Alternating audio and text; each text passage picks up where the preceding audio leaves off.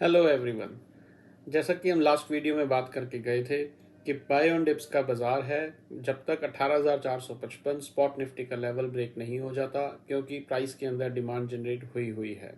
आज 12 जून 2023 को भी प्राइस एक बहुत छोटी सी रेंज के अंदर कंसोलिडेट हुआ, लेकिन उस कंसोलिडेशन के अंदर कोई बहुत मेजर डिमांड नहीं देखी गई और सप्लाई का तो दूर दूर तक कोई नामो निशान नहीं था।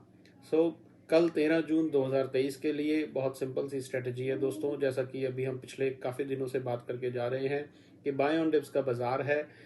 जब भी भाव ऊपरी लेवल से नीचे आकर कहीं से यू टर्न ले एक सफिशिएंट डिमांड के साथ, तो प्राइस एक्शन थ्योरी हमें ये बोलती है कि हमें अपने लॉन्ग्स में और एडिशंस करने चाहिए। कब तक? जब तक कि last demand zone sufficient supply के साथ ब्रेक ना हो जाए। सेलिंग की पोजीशंस तभी बनाएंगे जब ऊपरी लेवल्स पर कहीं पर सप्लाई नजर आएगी प्राइस के अंदर, या फिर प्राइस लास्ट डिमांड जोन को एक सफिशिएंट सप्लाई के साथ तोड़ेगा, तो ही अपनी शॉर्ट सेलिंग की पोजीशंस बनानी चाहिए। दोस्तों, प्राइस एनालिसिस के बारे में मेरे द्वारा दी हुई जानकारी आपको कैसी लग रही है मुझे कमेंट सेक्शन में लिखकर जरूर बताएं। वीडियो अच्छा लगता हो तो एक लाइक का बटन भी जरूर दबाएं। आपके कमेंट्स और आपके लाइक्स मेरा भी हौसला बढ़ाते हैं और मुझे ये विश्वास दिलाते हैं कि मैं जो कंटेंट प्राइस एनालिसिस के बारे में, प्राइस एक्शन थ्योरी के बारे में आप तक पहुंचाना चाहता हूं, वो आप लोगों के काम आ रहा है। इन दोनों ही चीज़ों से मेरा भी हौसला बढ़ता है और मुझे आपके पॉजिटिव रिस्पॉन्स के बारे में पता चलता है।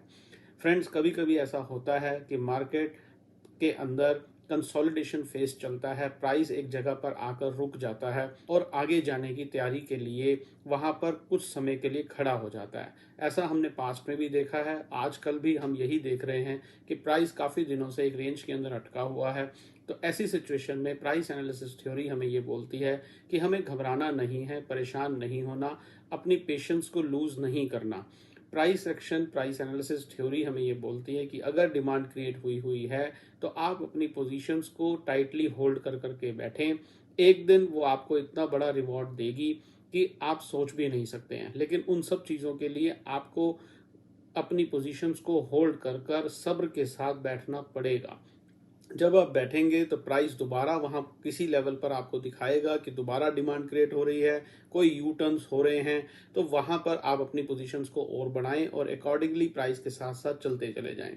फ्रेंड्स, मेरे तजुर्बे के अनुसार ट्रेडिंग या इन्वेस्टमेंट एक बोरिंग काम है। जितना ज़्यादा ये बोर हमें करेगी उतना बड़ा हमें आने वाले समय में फ्यूचर में रिवॉर्ड देगी।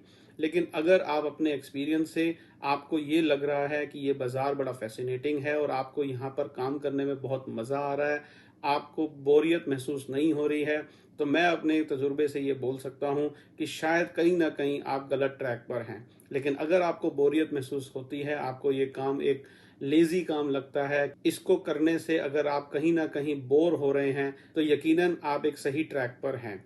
ये मैं अपने तजुर्बे से बोल सकता हूं। बाकी इस टॉपिक पर हम आगे आने वाली वीडियोस में चर्चा जरूर करेंगे। यदि आप इस टॉपिक पर या किसी और अन्य टॉपिक पर मेरे विचार जानना चाहते हैं, मेरे एक्सपीरियंस से कुछ सीखना चाहते हैं, तो मुझे कमेंट सेक्शन में लिखकर जरूर बताएं। मैं इन टॉपिक्स पे आने वाले दिनों में वीडियोस जरूर बनाऊंगा। कल 13 जून 2023 के लिए कहानी बहुत सिंपल सी है। जैसा कि अभी हमने डिस्कस किया, बाय ऑन डिप्स का बाजार है, हमें अपने लॉन्ग्स को होल्ड कर करके चलना चाहिए और 18,455 स्पॉट निफ्टी का लेवल दिमाग में जरूर रखना चाहिए लॉन्ग से निकलने के लिए और शॉर्ट सेलिंग के लिए। कल आपसे फिर से मुलाकात होगी इसी समय इसी चैनल पर, और कल की प्राइस मूवमेंट को हम जज करेंगे कि 13 जून 2023 को प्राइस ने क्या किया और आगे की अपनी तैयारी करेंगे। चैनल अभी तक सब्सक्राइब नहीं किया है तो वीडियो बंद करने से पहले सब्सक्राइब का बटन जरूर दबा दें। कल आपसे फिर से मुलाकात होगी, तब तक के लिए स्टे हेल्दी, स्टे फाइन। बहुत बहुत धन्यवाद।